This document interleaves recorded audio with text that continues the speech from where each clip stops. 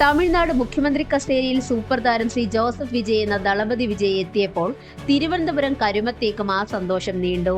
2012 AR Murugadoss സംവിധാനം ചെയ്ത തുപ്പാക്കിയിൽ വിജയുടെ അച്ഛനായി വേഷമിട്ട കരുമ സ്വദേശി കെ ശങ്കരനാരായണനാണ് വിജയുടെ സ്ഥാനലബ്ധിയിൽ സന്തോഷിക്കുന്നത്. സൂപ്പർ താരവുമായി അഭിനയിച്ച ഓരോ നിമിഷവും ഓർത്തെടുക്കുകയാണ് അദ്ദേഹം.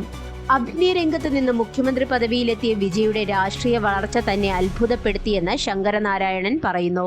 തമിഴ് സിനിമകളിലും നാടകത്തിലും ചെറിയ വേഷങ്ങൾ ചെയ്തിരുന്ന ശങ്കരനാരായണന് യാദൃശികമായാണ് തുപ്പാക്കിയിൽ അവസരം ലഭിക്കുന്നത്. AR മുരുകദോസ് തന്നെ സംവിധാനം ചെയ്ത സൂര്യ അഭിനയിച്ച 7ാം അറിവിലെ പ്രകടനം കണ്ടാണ് തുപ്പാക്കിയിൽ അവസരം കിട്ടിയത്.